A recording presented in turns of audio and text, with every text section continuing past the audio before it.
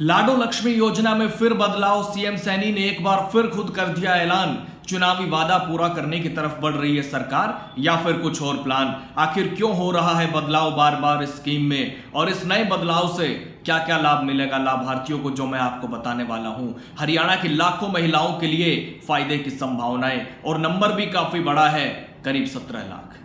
दोस्तों नमस्कार, मैं आपका यार जतिन पत्रकार।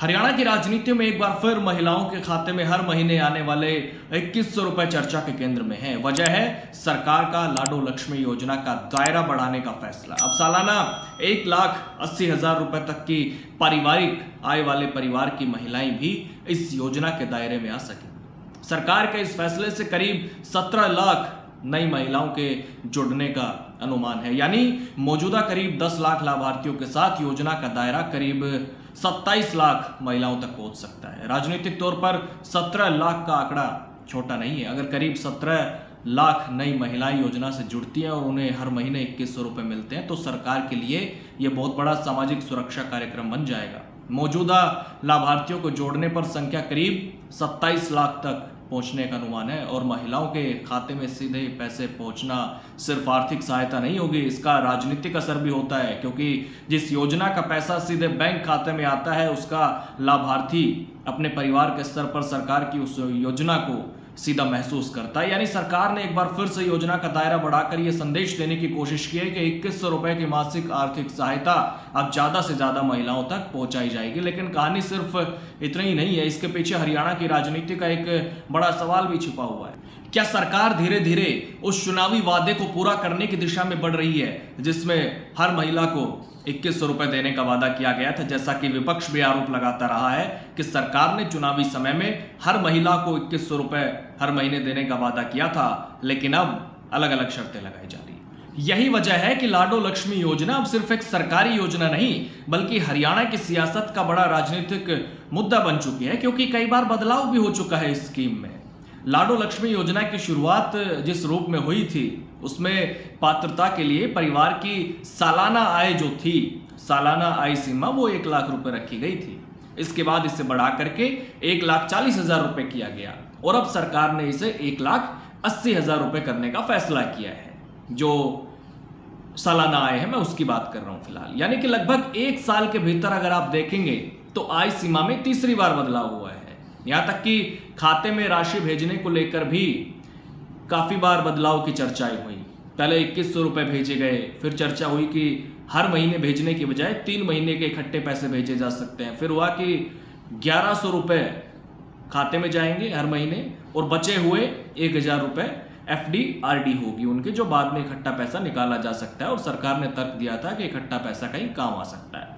खैर, मैं आज की बात करता हूं तो सरकार के लिए यह बदलाव राजनीतिक और प्रशासनिक दोनों तरह से महत्वपूर्ण है। राजनीतिक इसलिए क्योंकि आय सीमा बढ़ाने का सीधा मतलब क्या है वो मैं आपको बताता हूं। इसका सीधा मतलब है कि ज्यादा से ज्यादा परिवारों को योजना के दायरे में लाया जा सकेगा। और प्रशासनिक इसलिए क्योंकि सरकार को अब लाखों नए लाभार्थियों के आवेदन, सत्यापन और भुगतान की व्यवस्था करनी होगी, और जाहिर है कि आर्थिक बोझ भी सरकार पर आएगा।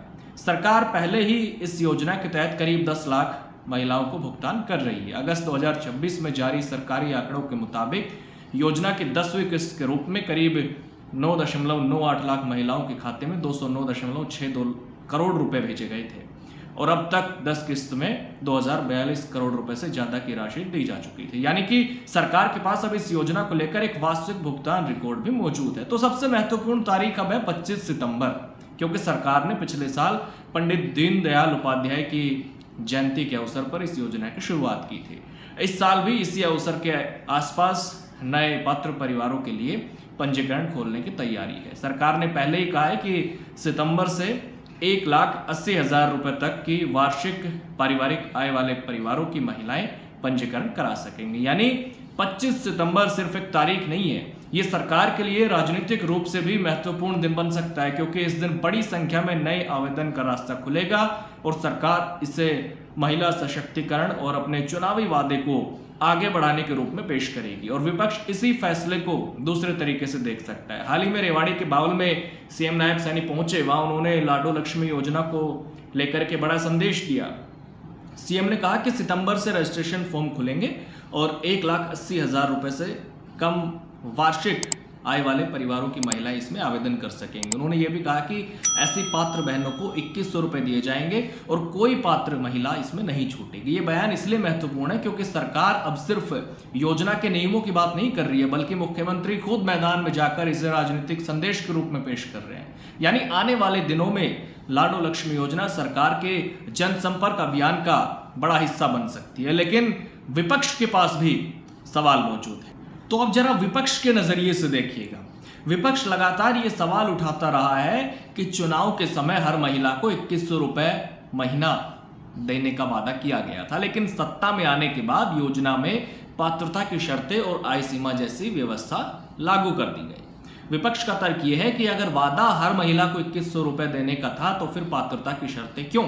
यहीं से असली राजनीतिक बहस शुरू हो जाती है, क्योंकि सरकार के पास अब एक मजबूत जवाब भी है। आय सीमा लगातार बढ़ाई जा रही है, यानी सरकार लगातार विस्तार कर रही है योजना में।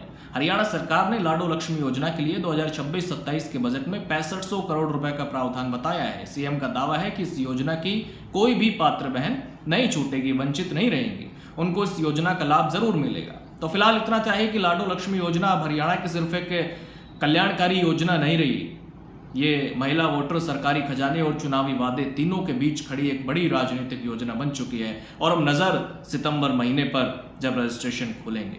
तो आप मेरे साथ बने रहें, मैं हर चीज इस योजना के बारे में विस्तार से आपको बताता रहूंगा। इस योजना में जो कुछ भी होगा, जो नया अपडेट आएगा, रजिस्ट्रेशन कब से शुरू होंगे, सीएम ने ऐलान तो कर दिया, मैंने आपको बता दिया, लेकिन अब जो आगे का प्रोसेस होगा वो क्या रहेगा, कब रजिस्ट्रेशन शुरू होंगे, कौन सी वो तारीख होगी, सितंबर का महीना बताया गया है और अंदाजा है कि 25 सितंबर के आसपास ये हो सकता है। लेकिन कब होगा ऑफिशियल तौर पर वो मैं आपको जरूर बताऊंगा।